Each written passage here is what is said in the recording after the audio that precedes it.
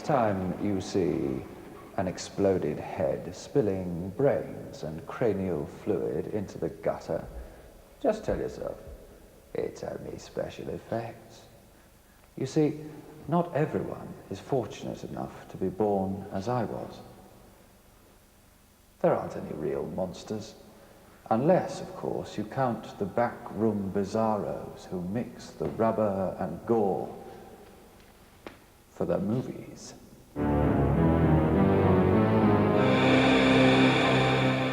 Well, I was 12, 13, I think, and I saw a movie called Man of a Thousand Faces. The story, some part of the magic that I had been seeing as a child.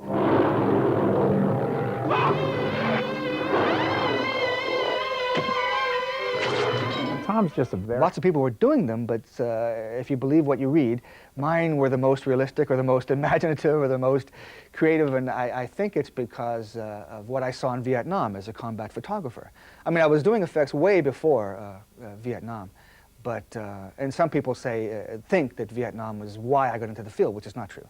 But being in Vietnam and seeing the real thing, sometimes there was an expression on a cadaver, or a position of the body. Not a thing, Wilma. Everything's just fine.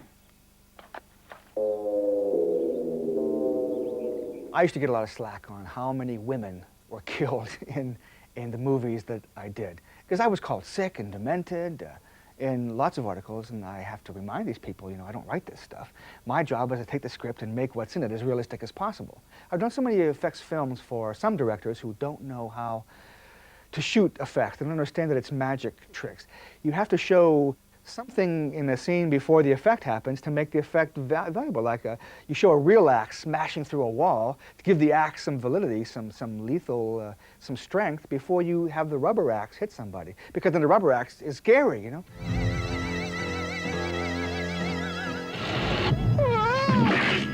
Well, George Romero, I've done, I think, 8 films for George. We've done them all in Pittsburgh, except for a 2-week stint during Day of the Dead where we went to Florida to film the beach scenes. We don't have any beaches here in Pittsburgh. The effects in that, I won the Saturn Award for that film. The effects to me were really illusions, were really magic tricks. If you've ever seen that, the guy lying, the head, there was just a brain sticking in there. It was a real actor I was on, you know, and his head was bent way back in the table. Even Dick Smith said, "How did you do that?" And I told him it was a real person. He couldn't believe it. He couldn't believe that you could bend a head back that far. He's much more creative than he is technical. He'll look for a way to solve things with, you know, what he's got here at hand, rather than start thinking about morphing or, you know, electronics. Working with George is wonderful because he does the same thing with effects that he does with actors. He'll allow them to improvise and say it their own way. Effects, the same thing. He'll let us, we'll sit around and we'll invent ways to kill people, like on Dawn of the Dead. And we'll go to George and say, how about if we take a screwdriver and drive it in some zombie's ear? And he'll go, okay. Creepshow was one of the best films I've done for George. Lots of juicy effects. It was just me and an assistant that created all that stuff in very little time. So I'm very proud of that.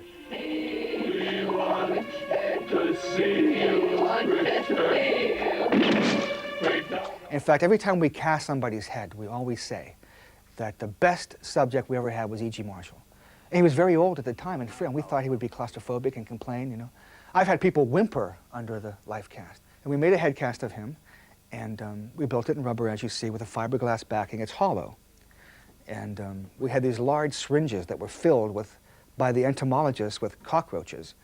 And from beneath the set, they would just press the plunger of the syringe, and it would force cockroaches to come up.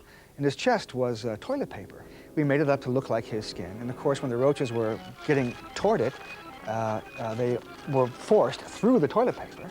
And we at the same time pumped blood on the roaches. So when they came out, they would be covered with blood, and they would leave little roach footprints all over E.G. Marshall. I was never in the same room with the cockroach. We had 28,000 roaches. I was always outside the sealed room looking through a piece of glass. Okay, cue the blood, cue the roaches, and I was never in the same room with those roaches. One time one accidentally touched me on my hand, and I appeared. I don't remember running, but I felt like I appeared on the other side of the room. You know, I have this urge every now and then that I have to scare somebody. It's like an addiction. I'm not an addict. I don't take drugs, but I need that shot in the arm every now and then of scaring somebody real bad. So I'll be lying in bed, and she'll go down to, or my girlfriend or my daughter would go down and get something to drink, and while she's gone, the urge will come. So I'll go and I'll get this fake head of myself and stick it in the bed and build up the pillows around me and pull the covers up like I'm still lying there watching television. And I go hide in the closet. So I'll wait until they come back. And now as far as they're concerned, I'm still in the bed. So I wait for them to sit down back in the bed and start eating or drinking what they went down for. And I'll loom out of the closet from the ground up like that. And my daughter the food would fly up in there and she'll scream and fly backwards. And I got the exact same response. It's incredible from my girlfriend. They fly backwards and scream in this helpless Moro reflex. You know the Moro reflex where the hands come up? Same thing. Now, this may sound very strange and I may seem like a sadist, but it's the reward of that scare is incredible. A hulking and deeply ungracious retard in a hockey mask. A deep-fried child murderer with terrible clothes sense. Eternal.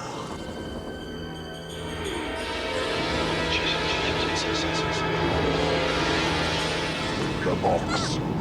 You opened it. We came. It's just a puzzle box! Oh no.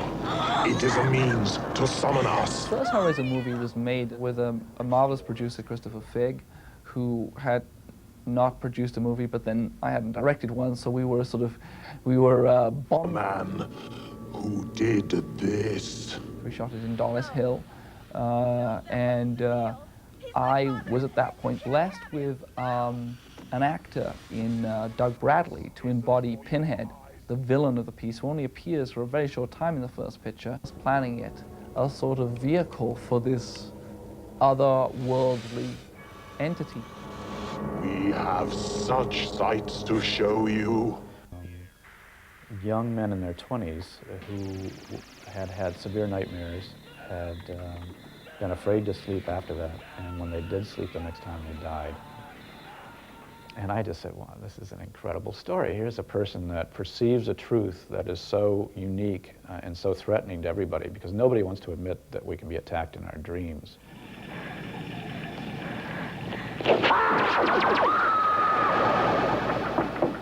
It then became just a matter of figuring out who is the killer in the dream and what are his motivations.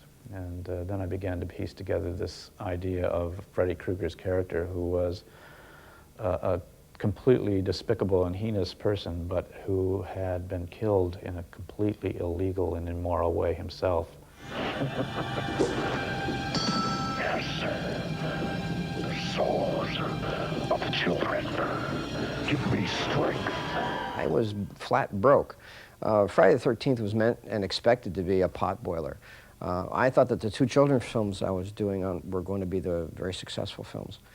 And finally, I was trying to think of a different title for one of the children's films. I came up with the title Friday the 13th. I said, Friday the 13th. If I had a picture called Friday the 13th, I could sell that. What I wound up doing is on the 4th of July, I took out this full-page ad in Variety and said, from the producer of Last House on the Left comes the most terrifying film ever made, Friday the 13th. We didn't have anything. All we had was this title treatment. And we were sitting around a kitchen table, Victor Miller and I, saying things like, well, what do you think's scary? How are we gonna make this movie actually work? Because we don't have a lot of money and so on. And we just sort of invented it as we went along. But I got a phone call from a guy named Sean Cunningham about doing this movie called Friday the 13th. He sent me the script. I broke it down. I went to visit him in Connecticut, and there wasn't an ending to the film in the script. They had they were going to do something, they didn't know quite what yet, and so I invented the ending for the Jason character. If that's why you see Jason in the film, he pops up at the end, you know. And of course, I turned down part 2 because Jason was alive in the story, and I'm thinking, well, he was never alive. It was the mother who was the killer. This is how we're going to change that. But I turned it on anyway and did the burning, and of course the movie came out and there was Jason, and there's been Jason ever since.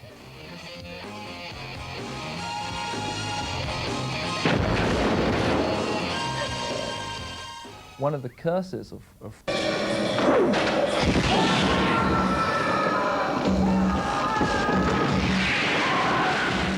Yes, they are franchise movies. I mean, you know, Jason's become like a merchandising phenomenon, just like Freddy Krueger, just like Pinhead. So what? I mean, I go in expecting a certain formula. I expect to hear the kill, kill, kills on the soundtrack.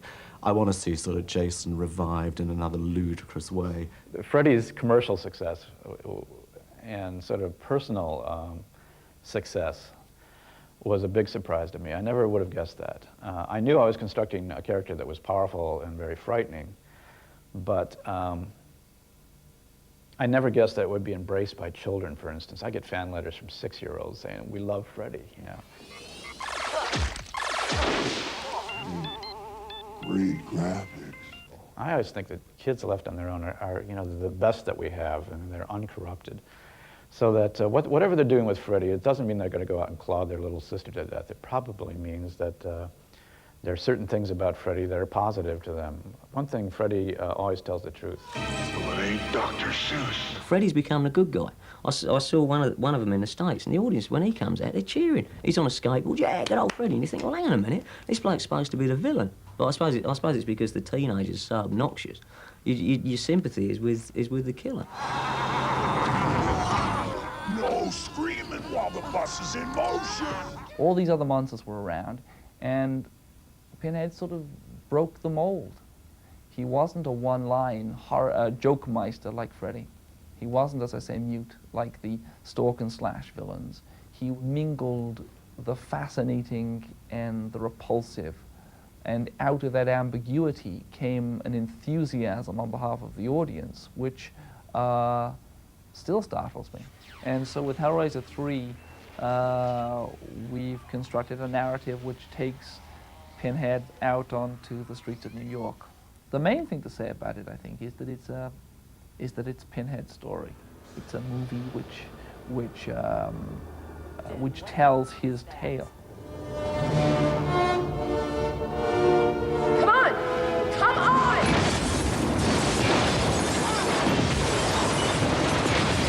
How dare you! Thou shalt not bow down before any graven image.